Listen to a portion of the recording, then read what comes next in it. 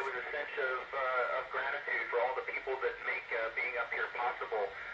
It's not an easy journey, and you may be familiar with my journey and our aborted launch that happened 6 months before.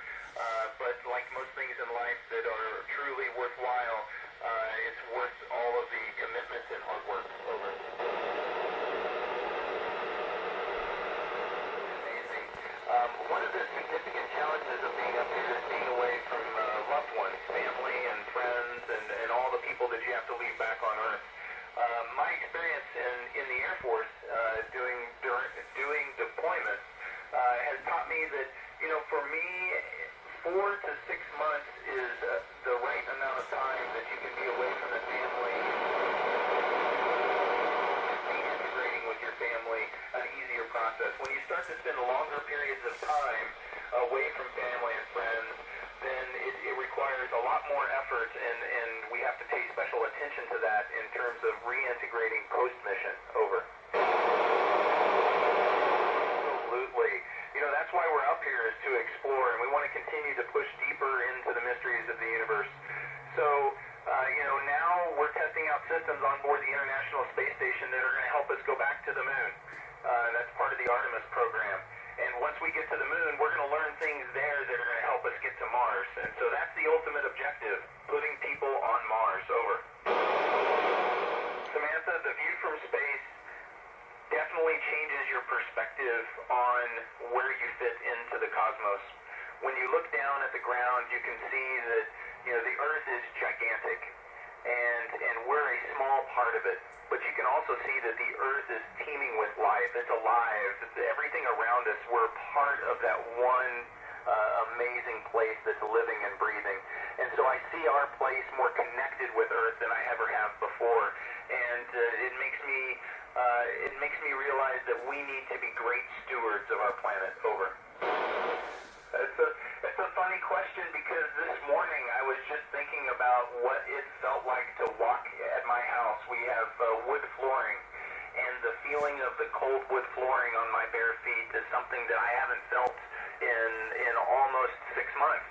And I was just remembering that this morning, what that would feel like, and looking forward to, with anticipation, what it would feel like once I land in a month or so. Over. I expect to see lots of changes.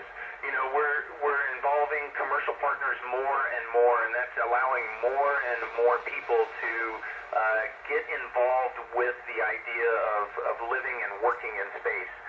Right now, the space station, it's governments that are launching vehicles to the space station, and soon it's going to be commercial crews launching out of Florida, providing crews to the space station. And that commercialization is going to just broaden the number and opportunities available for people to be involved. Over.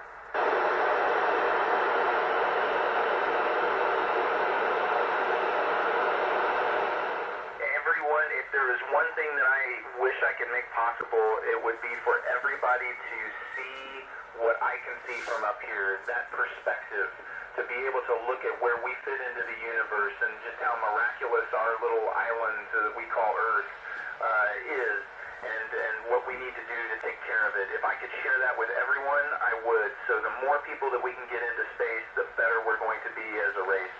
I'm like, when I'm looking out the cupola, it's pretty quiet, and I can hear the hum of the space station, all the fans and ventilation, all the motors and pumps working, and it's like a low rumble that just goes as we coast through the vacuum of space. When I do a spacewalk and I'm in my own spacesuit, there's almost no sound, and I just hear the whirring motor of my ventilation moving air around inside my spacesuit. So space is a quiet place, and it's a great place to reflect. Over. You know, I look out the window for many reasons, and that's one of them. We're up here trying to answer some of those really big questions in life, like where did life come from, and is there life elsewhere? So we're up here looking for extraterrestrial life. We're probing the universe, trying to find out if there's anyone else out there. Over.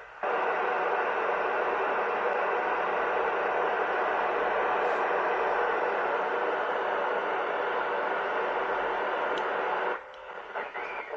Living without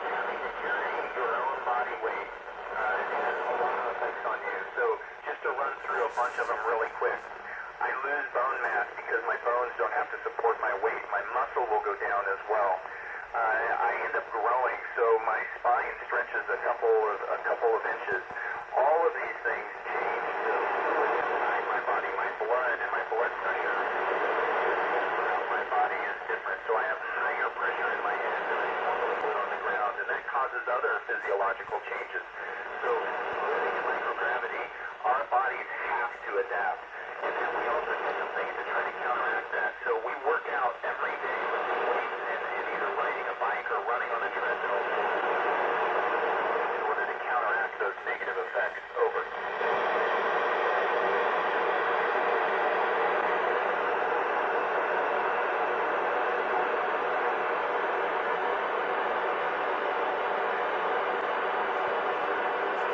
Natalie, I love to look out the window to appreciate the earth below.